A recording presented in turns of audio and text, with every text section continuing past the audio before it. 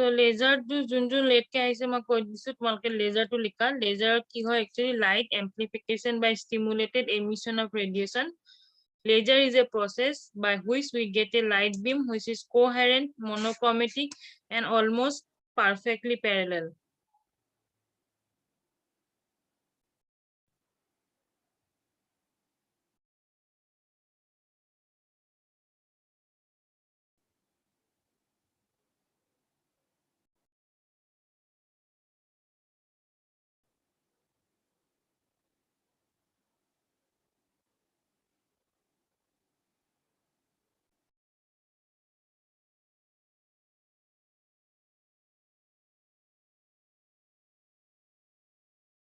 আৰু coherent মানে কি হয় consistent হয় ঠিক আছে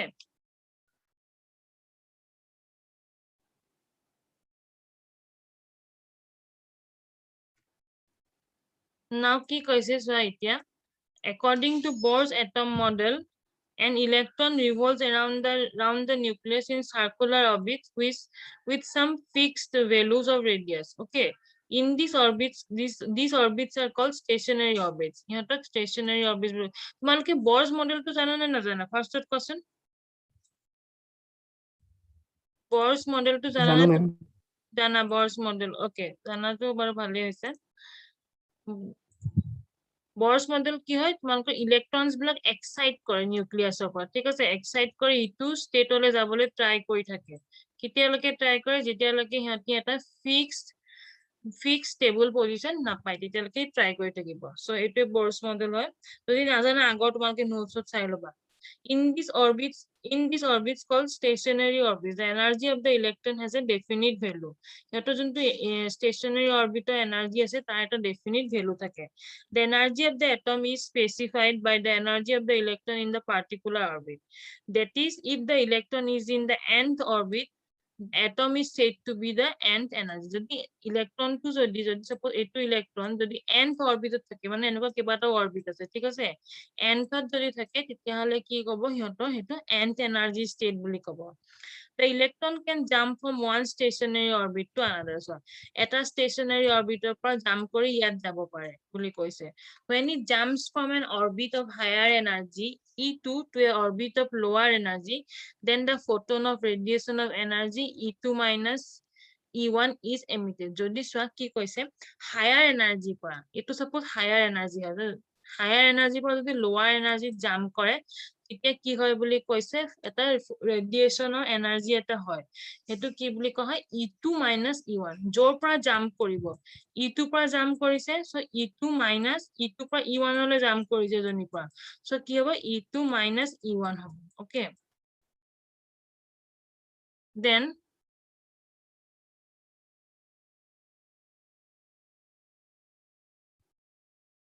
then কি কৈছে sir E2 minus E1 equal to কি হয় HV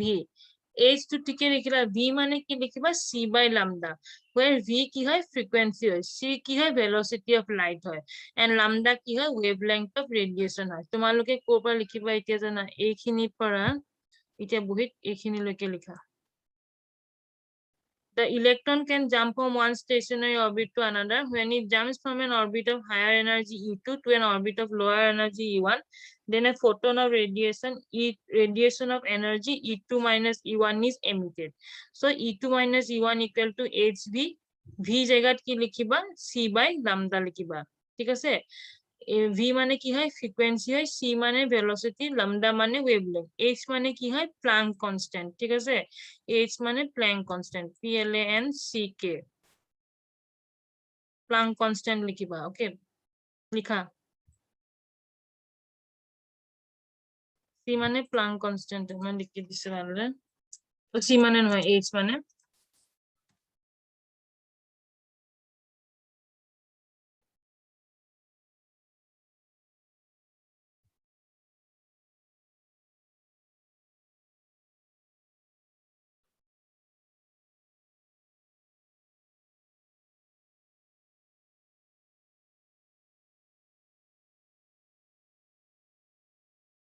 ইয়ালৈকে লিখা এইখিনি পা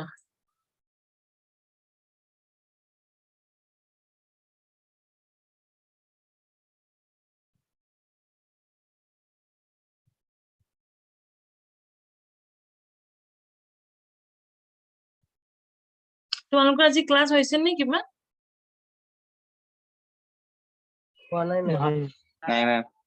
নাই Okay.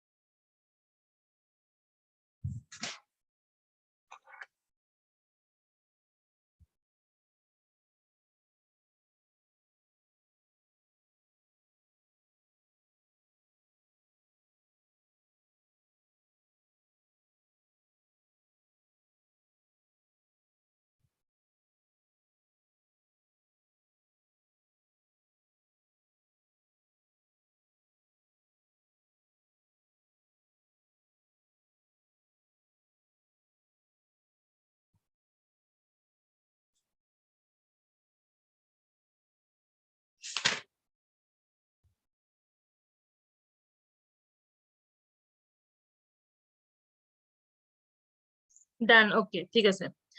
Then কি কৈছে চোৱা, আমি এইটো হৈ গ'ল আমাৰ।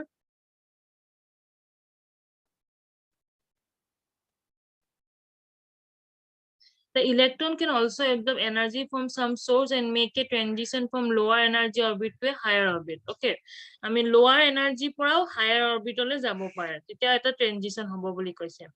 In an ordinary source of light, atom emits photons independently of each other, due to which different photons have different phases, and light as a whole is incoherent. Also, the energy of transition differs slightly from photon to photon with a spread in each wavelength. মানে কি কৈছে কি চোৱা, the energy of transition differs slightly from photon to photon. Every photon to photon সিহঁতৰ energy to different হ'ব, বা transition to different হ'ব, ঠিক আছে? In case of wavelength, the direction of light is also different for different transition, and we do not get a parallel beam of light. যেতিয়া কি হয়, direction of light to different থাকে, different transitioner কাৰণে, তেতিয়া আমি parallel beam of light নাপাওঁ। On the other hand, by laser, we get a light beam which is coherent. Coherent মানে same frequency and phase. মই কি কৈছিলো তোমালোকক যে consistent মানে same হয়, consistent। তোমাৰ মই যদি কওঁ তোমাৰ performance to till first sem consistent আছে, মানে same আছে, না বাঢ়িছে না কমিছে। যদি 70% পাইছা first sem, second sem তো 70 পাইছে, so তোমাৰ consistent আছে, বাঢ়াও নাই কমাও নাই, ঠিক আছে? Consistent মানে same। Highly monochromatic মানে single color or same color, ঠিক আছে? লেজাৰ এটা কালাৰে হয়, এটা বিমে হয়। মই লেজাৰ তোমালোকৰ মানে এটা বিমে চলি থাকে সদায়, বা এটা কালাৰে চলি থাকে। And almost perfectly parallel, same direction, আৰু এটা ডাইৰেকশ্যনত যোনফালেদি দিবা, সাপোজ এইফালে মই লেজাৰটো মাৰি দিছো, ঠিক আছে? ই এইফালে যাব, ই আকৌ বেলেগ ফালে যোৱাৰ একদম চান্স নাথাকে, ঠিক আছে? বেলেগ ফালে যদি মই দিব লগিয়া হয়, মই প্ৰথমতে বেলেগ ফালে দিব লাগিব। তো সেইকাৰণে কৈছে কি perfectly parallel, same direction. Then comes your spontaneous and stimulated emission. Okay, spontaneous or stimulated emission কি হয়? Suppose an atom is in higher energy state E2. ধৰা atom তো আমাৰ higher energy state ত আছে। Okay, এখন আঁকি লৈছে বৰ্ছ মডেলখন। atom খন higher energy state ত আছে, E2 ত আছে। 10 মিনিটৰ পিছত ৰিজন কৰিবা, ঠিক আছে? E2 ত আছে বুলি কৈছে। If the atom is allowed to stay there on its own, it will eventually come down to lower energy state, say E1, by emitting a photon of energy. E2 তে আছিলে জনিপা এটমটো, ঠিক আছে? আমাৰ এটমটো E2 ত আছে, কিন্তু কি হয়, অলপ সময় পিছত সি নিজে সি E1 লৈ গুচি আহিব, মানে ই এইটো লেভেলত আহি গ'ল, এই লেভেলটো নাম দিলে E1 বুলি, ঠিক আছে? Energy state 1। ই এটা টাইমত মই কৈছো ইলেক্ট্ৰন বিলাক বহুত এক্সাইটমেন্টত থাকে, এনি টাইম মানে ই এটা ষ্টেটত থাকিবই নোৱাৰে, ইটোৰ পৰা ইটো জাম্প মাৰি থাকিব, ইয়াৰ পিছৰ পৰা তালৈ যাব, তাত যদি একো এনাৰ্জি লেভেল নাপায় দেন সি তললৈকে গুচি আহিব সো অলপ সময় পিছত সি তলত গুচি আহিলে সেই লোৱাৰ এনাৰ্জি ষ্টেটটোৰ নাম দিলে E1 by emitting a photon of energy that means E2 minus E1 this process is called spontaneous emission এই প্ৰচেছটো কোৱা হয় তোমালোকৰ spontaneous ইটোৰ পৰা ফটককে নামি আহিলে E1 লৈ আৰু সেই এনাৰ্জিটো কি ডিসক্ৰাইব কৰিব E2 minus E1 সো সেইটো কোৱা হয় spontaneous emission Typically, an atom stays for about 10 nanoseconds in an excited higher energy state. The average time called the lifetime of the state. So, eta atomot কি মানে এটমটো মানে এটা ষ্টেটত hardly 10 নেনোসেকেন্ড হে থাকে ঠিক আছে সো কিমান কম সময়ৰ কাৰণে এটা ষ্টেটত থাকে এটা ষ্টেটত 10 নেনোসেকেন্ড থাকে এই 10 নেনোসেকেন্ডটো যেতিয়া ক্ৰস কৰি দিয়ে তেতিয়া হি লগালগ নেক্সট ষ্টেটলৈ নামি আহে বা কেতিয়াবা হায়াৰ ষ্টেটত যায় বা হায়াৰ ষ্টেটৰ পৰা লোৱাৰ ষ্টেটত আহে ঠিক আছে সো সেই ষ্টেটৰ টাইমটো 10 নেনোসেকেন্ডৰ সময়টো কি বুলি কোৱা হয় life time of that state okay সেইখিনি তাৰ লাইফ টাইম এটমটো লাইফ টাইম কিমান হয় 10 নেনোসেকেন্ড ক'ত হয় এতে higher energy state okay so এইটো তোমালোকে লিখি লোৱা ইম্পৰ্টেন্ট হয় এইটোৰ পৰা এইটোলৈ লিখি লোৱা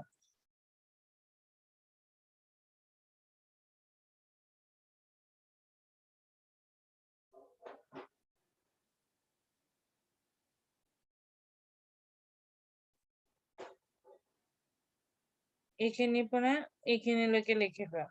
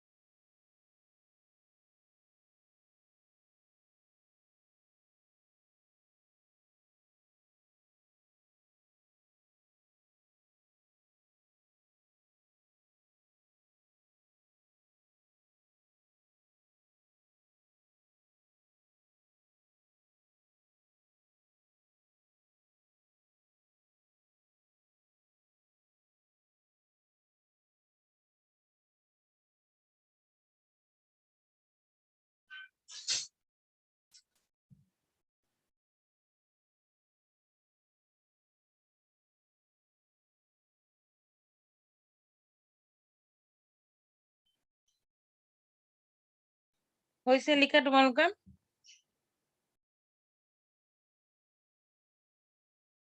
লিখা হৈছে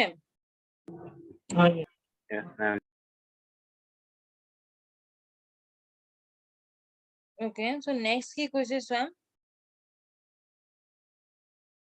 Yeah, I likhi taka. Spontaneous emission is the process when an electron that is an excited state spontaneously make a transition to lower energy state. Etia kolu etumalok E2 pa E1 la ahile etuke spontaneous emission boli koa hoy jo ami pohilwe.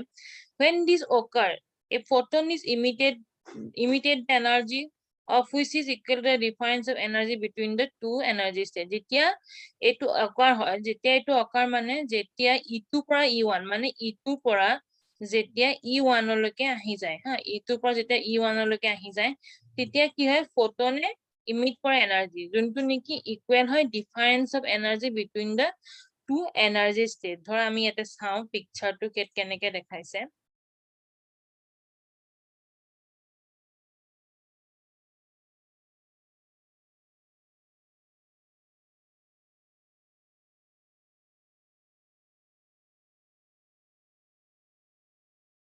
Okay এটা চোৱা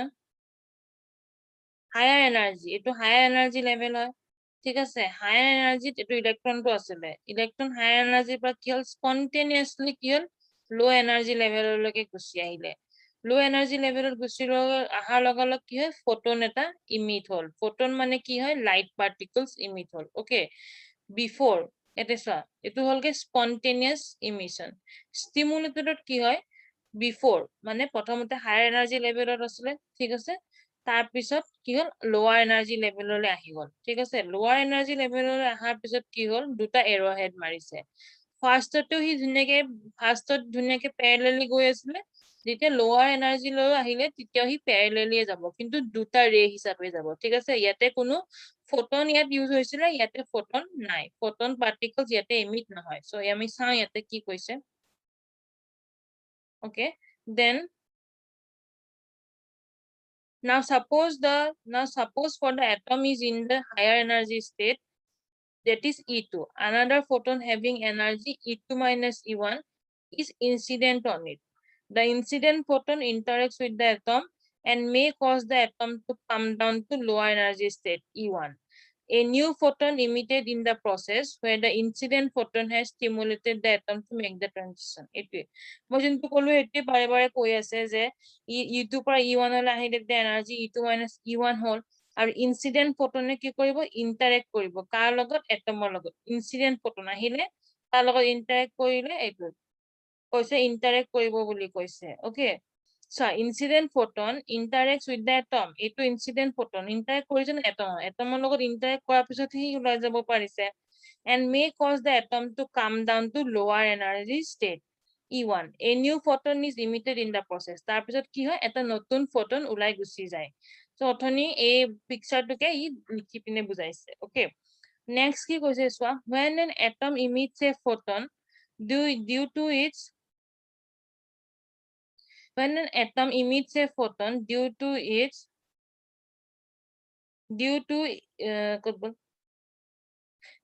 interaction with a photon incident on it the process is called stimulated emission এতিয়া stimulated emission হৈ যায় কেনেকে যেতিয়া photon টো আহি interact কৰে lower energy levelত থকা atomৰ লগত তেতিয়া সেই emission টো কি কোৱা হয় stimulated emission তো তোমালোকে এটো লিখি লোৱা লাইনটো the emitted photon has exactly the same energy junto emitted photon ulai gol etu same energy thake same energy phase and direction as the incident photon etu line apara ekhini loke likhila etu important hoy stimulated emission ki bujhay